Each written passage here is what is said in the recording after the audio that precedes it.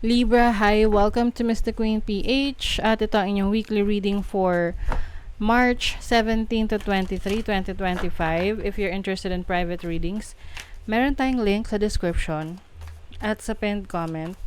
Paki-check nyo na lang information kung paano mag-book for a private reading. And please subscribe to our channel to show your support. Like, share this video at comment na rin kayo kung kayo ay naka-resonate. Okay, Libra. This is your overall energy, possible challenge, opportunity, blessing, energy ng money, career, and then your love life. Bottom of the deck, 7 of Swords. Nako, Libra. Meron ditong betrayal. Pwedeng may kinalaman sa pera, may related sa family, pwedeng may nag-aagawan ng properties, kung sino ang para kanino. Kung ano yung para kanino. Pwede kasi itong related sa mana, no? Or if you are kung meron kang property na ipinagkakatiwala sa ibang tao, i-check mo kasi pwedeng may ginagawang kalokohan yan behind your back. Yung iba naman, ayokong mag-overthink kayo kasi yung mga nasa LDR dyan, kung may nafe-feel ka na merong itinatago yung person mo, be more vigilant, no? Kumbaga,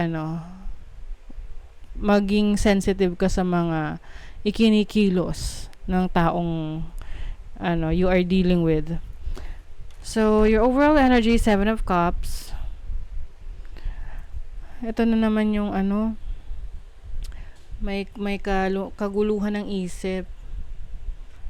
Confused, hindi siya sure sa feelings niya. So, pwede ikaw, hindi ka sure sa feelings mo about someone or about a situation in your life. Yung parang you are being presented with opportunities or options, pero wala kang magustuhan. Your challenge is judgment. This is about rebirth, changing, like, pagbabago sa sarili mo. I feel like, nandun ka sa sitwasyon ngayon na hindi ka na nagre-resonate sa ginagawa mo or sa relationship mo with that person, and you want change. Na parang you feel na hindi ka na belong doon. Parang feeling mo hindi ka na doon dapat. Parang ganon. Hindi ka na masaya. Actually, hindi lang sa hindi masaya eh. It's not just about being happy. It's about not feeling at home. So, I think yung challenge sa'yo ngayon is kung paano mo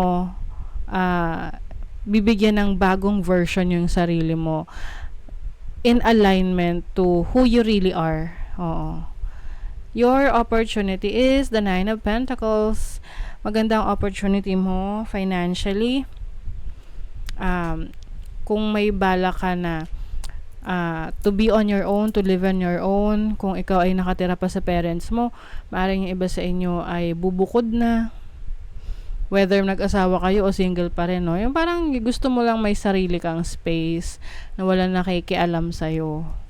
Your blessing is the world. O maaring iba, lalayo talaga, magta-travel or mag-abroad or doon na kayo titira. This is also about an achievement. So, maaring meron ka ma-achieve na goal mo sa buhay. Can be any goal. Pwedeng sa career mo, personal goals. Yung iba sa inyo pwedeng merong kayong binabago sa inyong physical appearance. It requires a lot of hard work, ha. Yung talagang parang major transformation physically. So, ma-achieve mo na yan. And then, money, career, finances, you have the Tower. So, ito na nga. Yung iba, pwedeng kayo ay aalis sa career path na yan. May magti-trigger sa'yo dito eh. Yung tipong punong nag-iipon ka lang ng ano,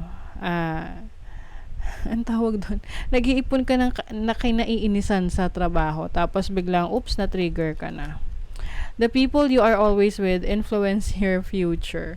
So, maaring yung mga taong nakakasama mo dito sa career, sa trabaho mo, hindi sila helpful sa'yo or hindi ka masaya sa kung paano ka nila itrato, or maaring hindi mo na sila feel. You just want to make changes in your situation right now, especially in your career or even sa business. And if this is your finances, I think meron kang babaguhin na unhealthy habits pagdating sa pera. Na yung habit mo na, example, gastador ka. Babaguhin mo na yon. Kasi maaring na-realize mo na ikaw rin yung ikaw yung babago sa future mo pagdating sa pag-handle mo ng finances eh. Pwede kasing napapaligiran ka ng mga gastador. So, minsan hindi ka na makatanggi kasi sila ganun din, 'di ba? So, you're going to change that. And then, for your love life, you have the Page of Wands. Pwede meron kayong travel ng person mo, may bago kayong i-discover na place. I also see someone here na single, pero ine-enjoy niya yung buhay niya, no? Uy, may new love. O pwedeng yung iba sa inyo, while you are enjoying your single life, nagta-travel kayo, maaring unexpected, meron kayong makilalang magpapatibok ng iyong puso. New person, o someone that will bring joy sa buhay mo. Yung iba sa inyo, meron kayong ayusin sa inyong sleeping habits, mas matutulog na kayo ngayon, pwedeng meron kayong na-discover na pamamaraan para makatulog ng maaga or maayos, mabalance ang iyong sleeping patterns. May prosperity, oh. Diba? So, you are bringing in more abundance in your life. Kaya siguro, yung iba sa inyo, may babaguhin kayo sa career path nyo, sa trabaho, or sa business, is because gusto mong makita pa kung ano yung potential mo eh, na hindi ka nalilimitahan. Paint the sun back into your sky. Wow. The sun, diba, it's about liwanag.